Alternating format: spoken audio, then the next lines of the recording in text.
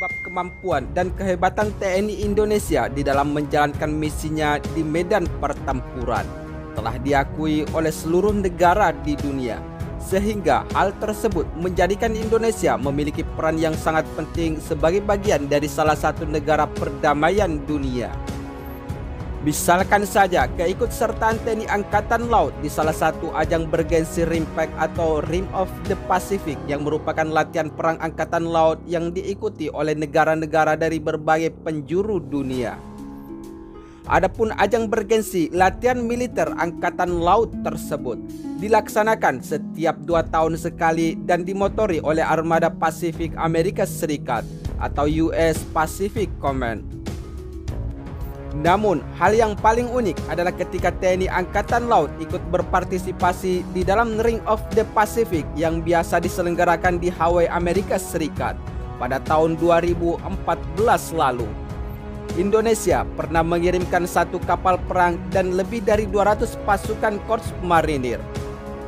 Namun, peran kapal perang TNI Angkatan Laut yang dikirim ke RIMPAC adalah untuk melaksanakan latihan bersama dengan kapal-kapal perang lain dari berbagai negara, sedangkan pasukan marinir TNI Angkatan Laut melaksanakan latihan perang di daratan Hawaii, Amerika Serikat. Namun, selain di ajang bergensi RIMPAC pada tahun 2014 lalu, kejadian yang sama juga pernah terjadi saat para prajurit Amerika Serikat merasa superior dari para pasukan Indonesia di tahun 1980-an silam. Ketika itu, Angkatan Bersenjata Republik Indonesia atau ABRI yang hendak membentuk pasukan khusus dengan memiliki kemampuan anti-teror. Satuan pasukan khusus dari berbagai negara manapun dijadikan sebagai referensi. Namun, dari berbagai referensi yang diperoleh seperti ilmu pasukan khusus dari Jerman, SAS Inggris, pasukan khusus anti-teror Angkatan Laut Prancis, dan pasukan khusus Korea Selatan, sehingga satuan tersebut banyak mempengaruhi pembentukan pasukan khusus di lingkungan TNI. Berdasarkan kutipan dari buku Sintong Panjaitan, perjalanan seorang prajurit para komando teknik pelatihan pasukan khusus dari sejumlah negara tersebut kemudian direkomendasikan oleh Asisten Intelijen Hamkam atau Kepala Pusat Intelijen Strategi Letnan Jenderal TNI Moerdani untuk segera diterapkan dalam pembentukan pasukan khusus TNI di Kesatuan Kopassus. Pasalnya, semua teknik yang diramu dari berbagai aliran pasukan khusus itu diyakini mampu membentuk tiap personel pasukan khusus TNI menjadi pasukan tempur yang sangat profesional.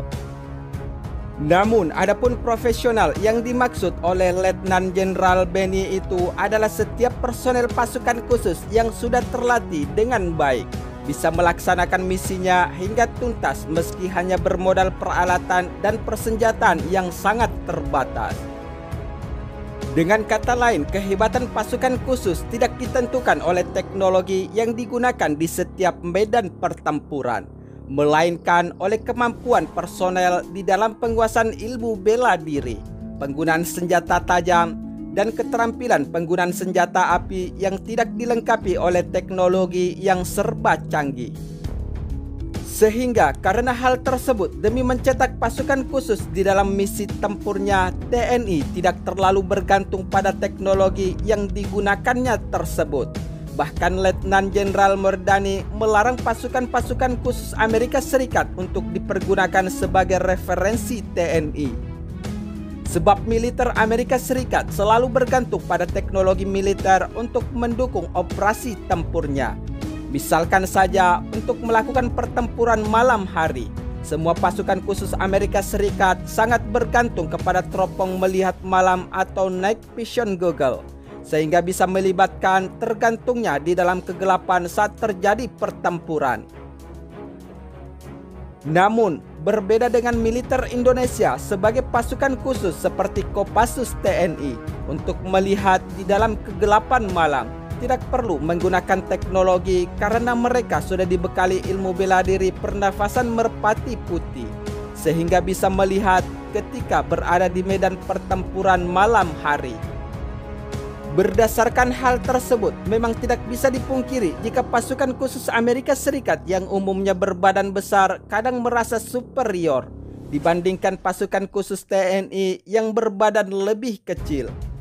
Tetapi para pasukan khusus Amerika Serikat itu menjadi tidak berkutik ketika ilmu debus pasukan khusus TNI mulai dikeluarkan. Sebab dengan kemampuan pasukan khusus Indonesia yang tiap personelnya menguasai ilmu bela diri dan tenaga dalam itu, sesungguhnya telah membuat para jenderal di markas besar militer Amerika Serikat di Pentagon sangat ketakutan. Sebab para jenderal di Pentagon yakin jika pasukan khusus Indonesia menguasai ilmu hantu, sementara pasukan khusus Amerika Serikat sama sekali sangat asing dengan ilmu kebatinan tersebut.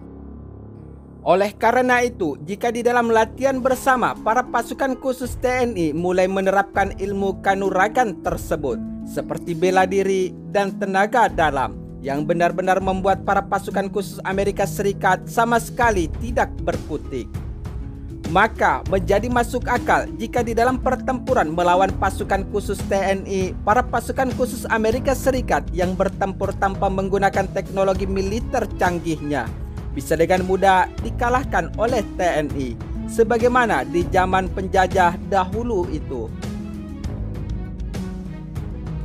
Dengan kata lain, kehebatan pasukan khusus tidak ditentukan oleh teknologi yang digunakan di setiap medan pertempuran, melainkan oleh kemampuan personel di dalam penguasaan ilmu bela diri, penggunaan senjata tajam, dan keterampilan penggunaan senjata api yang tidak dilengkapi oleh teknologi yang serba canggih. Sehingga karena hal tersebut, demi mencetak pasukan khusus di dalam misi tempurnya, TNI tidak terlalu bergantung pada teknologi yang digunakannya tersebut. Bahkan Letnan Jenderal Mardani melarang pasukan-pasukan khusus Amerika Serikat untuk dipergunakan sebagai referensi TNI. Sebab militer Amerika Serikat selalu bergantung pada teknologi militer untuk mendukung operasi tempurnya. Misalkan saja untuk melakukan pertempuran malam hari, semua pasukan khusus Amerika Serikat sangat bergantung kepada teropong melihat malam atau night vision goggle, sehingga bisa melibatkan tergantungnya di dalam kegelapan saat terjadi pertempuran. Namun, berbeda dengan militer Indonesia sebagai pasukan khusus seperti Kopassus TNI untuk melihat di dalam kegelapan malam, tidak perlu menggunakan teknologi karena mereka sudah dibekali ilmu bela diri pernafasan merpati putih, sehingga bisa melihat ketika berada di medan pertempuran malam hari.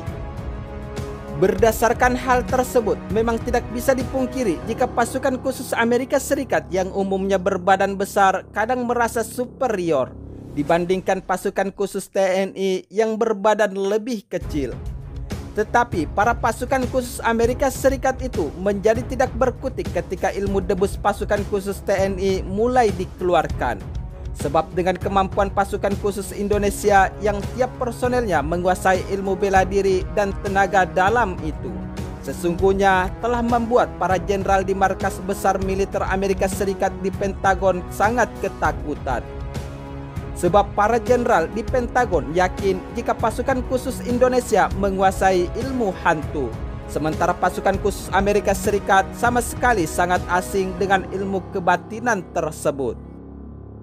Oleh karena itu, jika di dalam latihan bersama para pasukan khusus TNI mulai menerapkan ilmu kanuragan tersebut, seperti bela diri dan tenaga dalam, yang benar-benar membuat para pasukan khusus Amerika Serikat sama sekali tidak berkutik, maka menjadi masuk akal jika di dalam pertempuran melawan pasukan khusus TNI, para pasukan khusus Amerika Serikat yang bertempur tanpa menggunakan teknologi militer canggihnya bisa dengan mudah dikalahkan oleh TNI, sebagaimana di zaman penjajah dahulu itu.